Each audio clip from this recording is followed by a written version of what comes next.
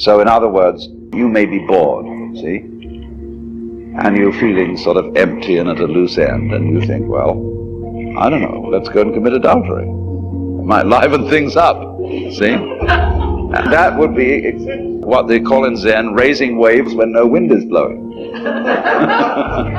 It would be quite a different matter if, in a perfectly spontaneous and natural way, you fell in love with some woman. You wouldn't be going out of your way to get into trouble. It would be appropriate and natural at the time.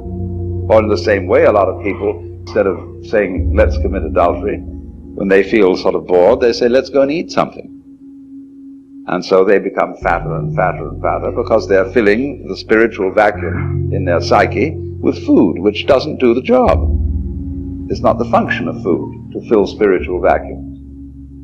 So in this way, one exploits the appetites or the passions. So likewise also the fifth precept, Sura Merya Majjapamadhatana, is the list of intoxicating substances. And doesn't say that you are not going to take them. It says you're not going to be intoxicated by them. In other words, a Buddhist may drink but not get drunk. So one might say then that we are confused through and through about what we mean by the material world. And what I'm first of all doing is I'm just giving a number of illustrations which show how confused we are. And let me repeat this to get it clear, because it is rather complicated. In the first place, we confuse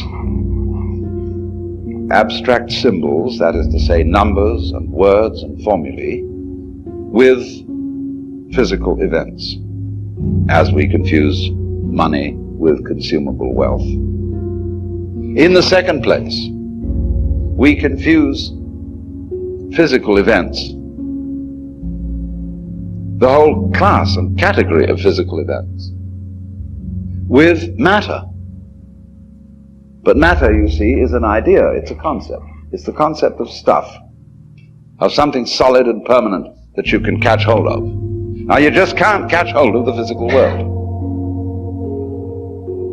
The physical world is the most evasive, elusive process that there is. It will not be pinned down, and therefore it fulfills all the requirements of spirit. So what I'm saying then is that the non-abstract world, which Korzybski called unspeakable, which was really a rather good word, is the spiritual world. And the spiritual world isn't something kind of gaseous, abstract, formless, in that sense of shapeless. It's formless in another sense. There really is no way that the physical world is. In other words, the nature of truth. I said in the beginning, somebody had said that thoughts were made to conceal truth. This is the fact, because there is no such thing as the truth that can be stated. In other words, ask the question, what is the true position of the stars in the Big Dipper? Well, it depends where you're looking at. And there is no absolute position. So in the same way, a good accountant will tell you that any balance sheet is simply a matter of opinion. There's no such thing as a true state of affairs. But we're all hooked on the idea that there is, you see, an external, objective world, which is a certain way. And that it really is that way. History, for example, is a matter of opinion. History is an art, not a science. It's something constructed, which is accepted as a more or less satisfactory explanation of events, which, as a matter of fact, don't have an explanation at all. Most of what happens in history is completely irrational. But people always have to feel that they've got to find a meaning. For example, you get sick, and you've lived a very good life, and been helpful to other people, and done all sorts of nice things, and you get cancer. And you say to the clergyman, why did this have to happen to me? And you're looking for an explanation, and there isn't one. It just happened that way. But people feel if they can't find an explanation, they feel very, very insecure. Why? Because they haven't been able to straighten things out. The world is not that way. So the truth, in other words, what is going on, is of course a lot of wiggles. But the way it is always in relation to the way you are. In other words, however hard I hit a skinless drum, it will make no noise. Because noise is a relationship between a fist and a skin. So in exactly the same way, light is a relationship between electrical energy and eyeballs.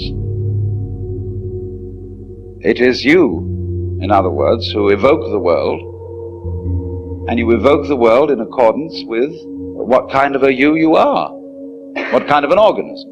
One organism evokes one world, another organism evokes another world. And so reality is a kind of relationship. So once one gets rid of the idea of the truth as some way the world is in a fixed sense, say it is that way, see? Then you get to another idea of the truth altogether. The truth that cannot be stated, the truth that cannot be pinned down. And then that is the kind of truth that is God. When we speak of God as the reality that exceeds all thoughts, that surpasses all definitions, that is infinite, unbounded, eternal, immeasurable in terms of time.